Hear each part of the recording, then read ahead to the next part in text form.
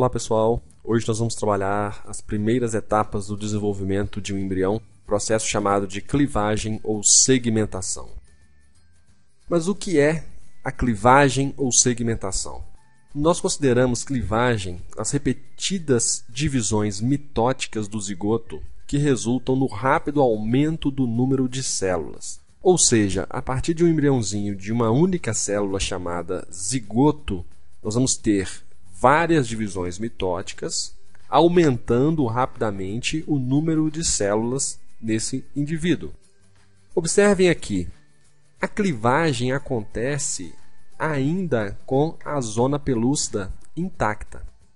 E o que nós estamos visualizando é que, a partir de um ovo ou zigoto, agora surgiram duas células, cada uma delas chamada de blastômero.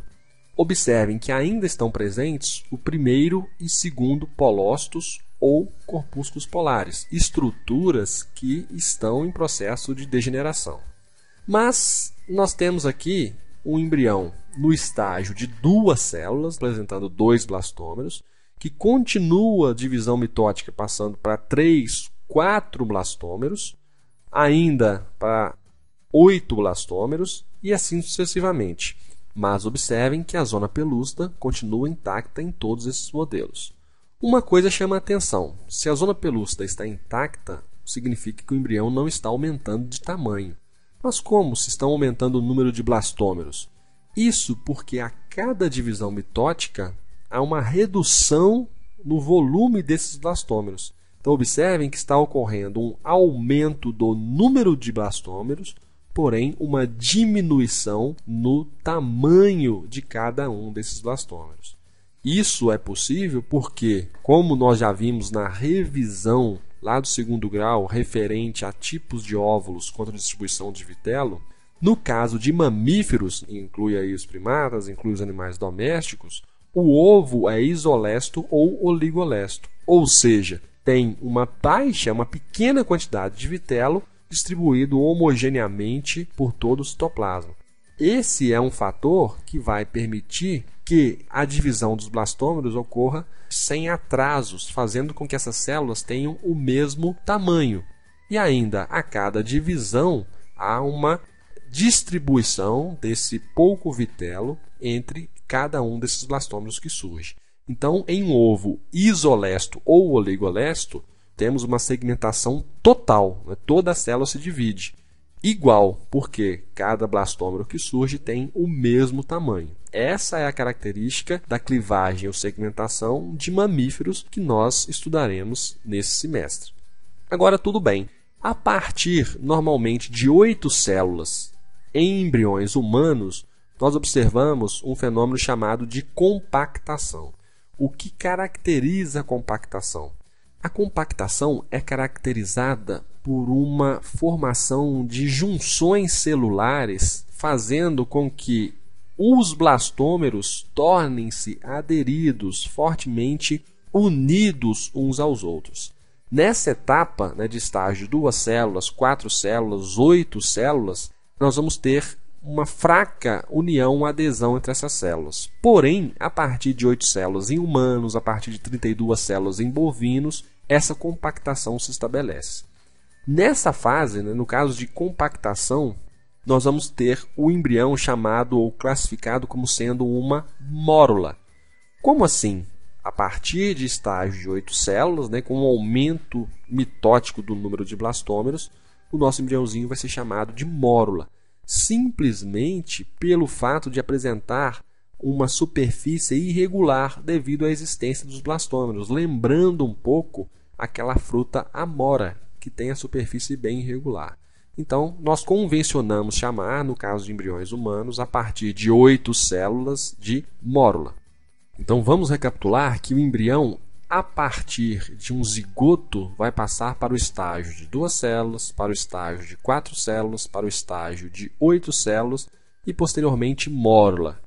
Fica bem evidente aqui para a gente, no caso de ilustrações, no caso de desenhos, um ovo fertilizado. Por que eu sei que ele é fertilizado? Porque já tem 2 polócitos. Lembrem que só vai surgir um segundo polócito se terminar a meiose. E só vai terminar a meiose se houver fecundação. Tanto que a gente observa aqui os pronúcleos masculino e feminino que ainda não apresentaram a fusão, a singamia. Observe na foto aqui embaixo os pronúcleos. Agora, aqui já temos 2 blastômeros, aqui nós já temos 8 blastômeros. E observem na figura que esses blastômeros aqui estão pouco aderidos uns aos outros, eles estão bem separados, independentes. Ao fato que aqui já formou uma massa mais uniforme, nós não conseguimos separar totalmente cada um desses blastômeros, porque já houve aqui o fenômeno da compactação. Reparem a forma dessas células como elas são mais angulares, porque já temos junções celulares, predominantemente desmossomos, fazendo uma forte adesão entre essas células. Isso aqui é um fator importante no desenvolvimento embrionário que vai evitar que blastômeros se soltem aleatoriamente durante esse desenvolvimento. Tá, ok? Então, a partir de 8 células, aí, em média, nós vamos ter o fenômeno da compactação.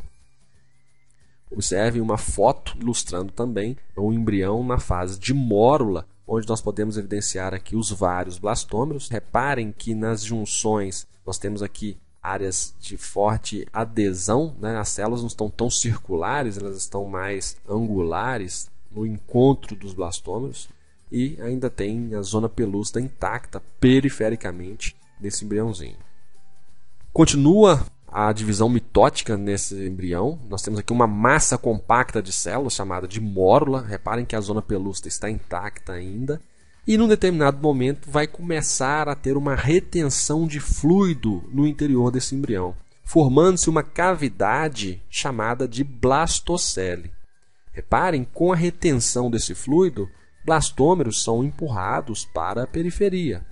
A zona pelúcida ainda está intacta aqui nessa fase de blastocisto inicial. Nós temos então um embrião com uma cavidade interna chamada de blastocele. A partir desse momento, nós convencionamos classificar esse embrião como sendo um blastocisto, não mais uma mórula. Então, formou a blastocele, nosso embriãozinho é um blastocisto. É claro, continua a divisão celular, continua aqui um aumento dessa blastocele, até que vai chegar um momento onde haverá uma ruptura dessa zona pelúcida. É interessante nós frisarmos aqui que em humanos, em roedores, em equinos, essa zona pelúcida, na verdade, ela vai se desintegrar. Agora, curiosamente, em bovinos, em pequenos ruminantes, em suínos, vai ocorrer uma fissura na parede dessa zona pelúcida. O embrião vai eclodir como se estivesse emergindo de uma fissura da parede dessa zona pelúcida. Observe na nossa ilustração, foi evidenciada aqui a compactação, a adesão entre os blastômeros, e nessa etapa temos aqui a formação de uma blastocele. Já temos então um blastocisto. Na nossa foto, a blastocele fica evidenciada nessa posição.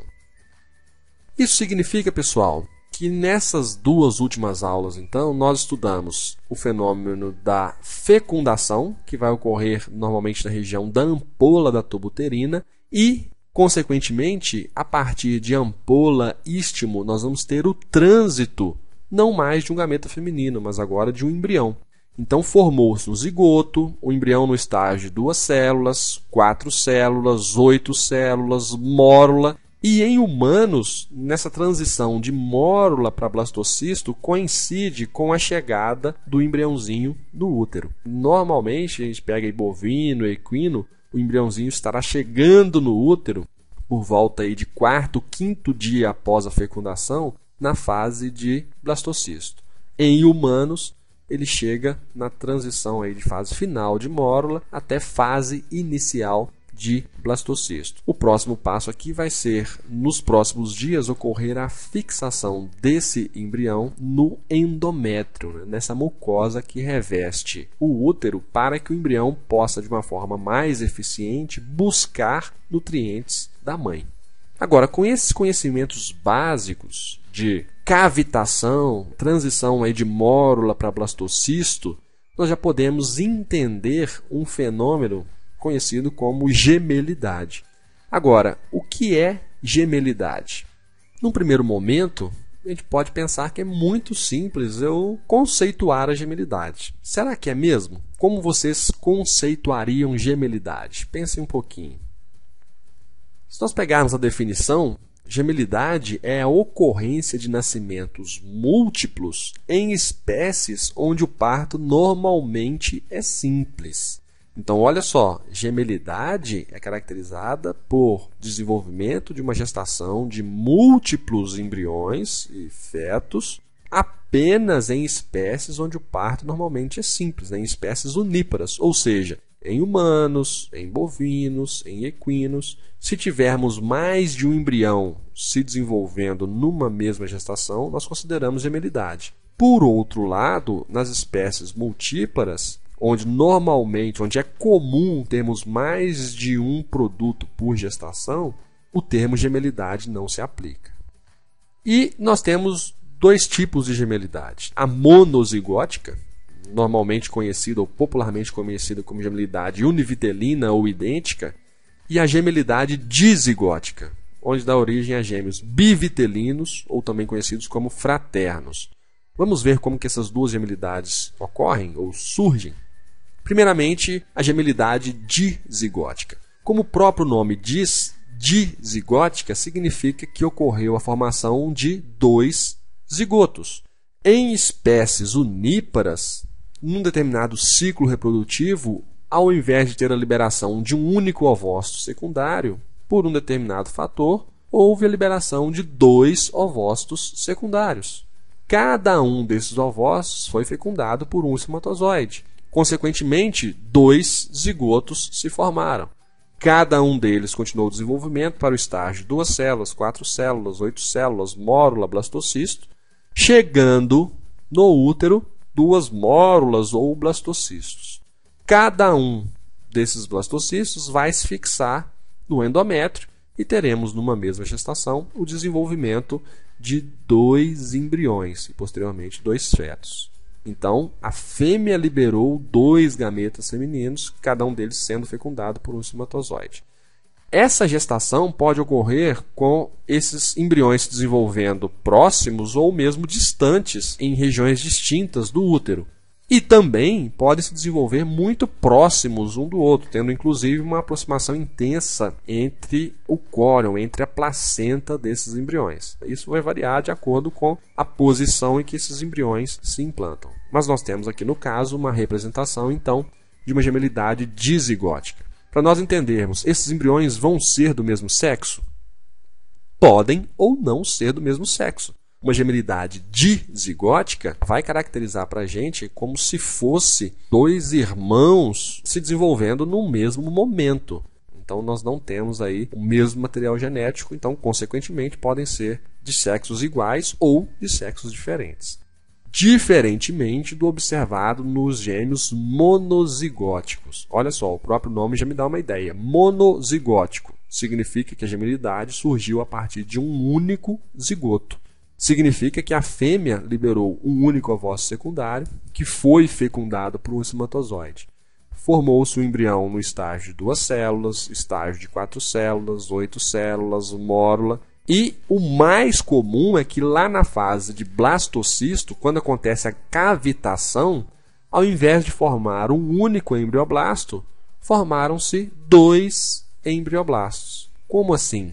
Nós teremos então 2 massas celulares, cada uma dando origem a um indivíduo. Eu não comentei com vocês, mas essa massa de células que se forma a partir da cavitação, nós chamamos de embrioblasto. E essas células periféricas ao redor do embriãozinho formam o trofoblasto. Do embrioblasto vai surgir todo o indivíduo, vão se formar os tecidos do indivíduo. E do trofoblasto vão se formar alguns anexos, como a placenta. Então, 2 massas de células significa a formação de 2 indivíduos a partir de um único zigoto. Esses indivíduos que vão se formar, esses 2 indivíduos que vão se desenvolver a partir desses 2 embrioblastos, vão ser do mesmo sexo ou de sexos diferentes? Obrigatoriamente serão do mesmo sexo. Eles têm a mesma origem genética. Eles surgiram da mesma célula, do mesmo zigoto. Então, o que ocorreu aqui foi uma separação dos blastômeros, formando 2 massas celulares distintas, 2 embrioblastos distintos. Isso é caracterizado numa gestação de gêmeos monozigóticos. Agora vocês poderiam perguntar, o gêmeo monozigótico não surge também quando a gente tem dois espermatozoides fecundando o mesmo ovócito secundário? Pessoal, vamos lembrar da aula de fecundação. Se dois espermatozoides fecundam o mesmo ovócito secundário, nós vamos ter um indivíduo triploide, um indivíduo 3N, com um número muito maior de cromossomos do que é característico daquela espécie. Essa triploidia ela é incompatível com a vida. Lembrem que se dois espermatozoides fecundam o mesmo ovócito, o desenvolvimento embrionário vai se interromper num determinado momento e esse embrião vai morrer. Gemelidade nunca virá da polispermia, que é quando mais de um espermatozoide fecunda um ovócito. Agora, pessoal, o embriãozinho então chegou no útero. Na fase de blastocisto tardio ocorre a ruptura da zona pelúcida ou desintegração da zona pelúcida. Nós temos aqui então o embrioblasto, a blastocele e o trofoblasto. Vamos considerar que nessa região nós temos o endométrio. Qual o próximo passo? Rompeu a zona pelúcida, o próximo passo é a fixação desse embrião no endométrio. Como que vai ocorrer essa fixação? A partir de proliferação e diferenciação de células do trofoblasto. Observem que células do trofoblasto proliferam, invadem esse endométrio, digerem parcialmente, aqui no caso, a parede do endométrio, para permitir a fixação do embrião. Essas novas células do trofoblasto que se formaram, que estão invadindo o endométrio, vão constituir o que nós chamamos de sincício-trofoblasto. Agora, do trofoblasto, que são essas células periféricas ao embrião, nós vamos ter a diferenciação em citotrofoblasto. Então temos aqui o sincício-trofoblasto e nessa região o citotrofoblasto. Aqui ainda chamamos de trofoblasto e à medida que vai invadindo o endométrio, vai se diferenciando em citotrofoblasto. Ao passo que o trofoblasto vai se diferenciar em sincício-trofoblasto e citotrofoblasto, o embrioblasto, a massa celular interna, também vai se diferenciar. E vai dar origem a células que vão formar o que nós chamamos de epiblasto e a uma camada ventral, uma camada no teto da blastocele, que vai se diferenciar em hipoblasto. Então agora não temos mais embrioblasto. O embrioblasto deu origem ou se diferenciou em epiblasto e em hipoblasto aqui no teto da blastocele, que aqui está representada. Vamos ver aqui endométrio com vasos sanguíneos, com glândulas endometriais que produzem uma secreção nutritiva que vai nutrir esse embriãozinho nos primeiros estágios, assim que esse embrião está chegando no útero. Aqui nós temos o embrião já se fixando porque do trofoblasto formou-se o sincício-trofoblasto que está invadindo o endométrio. Aqui nós temos o citotrofoblasto e aqui a blastocele. Do embrioblasto já temos a diferenciação em epiblasto e aqui uma camada no teto da blastocele chamada de hipoblasto. Mais uma vez, endométrio com glândulas endometriais, vasos sanguíneos e aqui o trofoblasto se diferenciando em sincício-trofoblasto e citotrofoblasto. Aqui nós temos a massa celular interna que deu origem a epiblasto e hipoblasto. Reparem que o hipoblasto é uma camada de células no teto dessa cavidade chamada de blastocele. É claro nós imaginarmos que o próximo passo aqui é esse embrião se fixar ainda mais no endométrio para buscar mais nutrientes e, é claro, continuar o seu desenvolvimento, características essas que serão evidenciadas na nossa próxima aula teórica. Ok, pessoal? Até mais!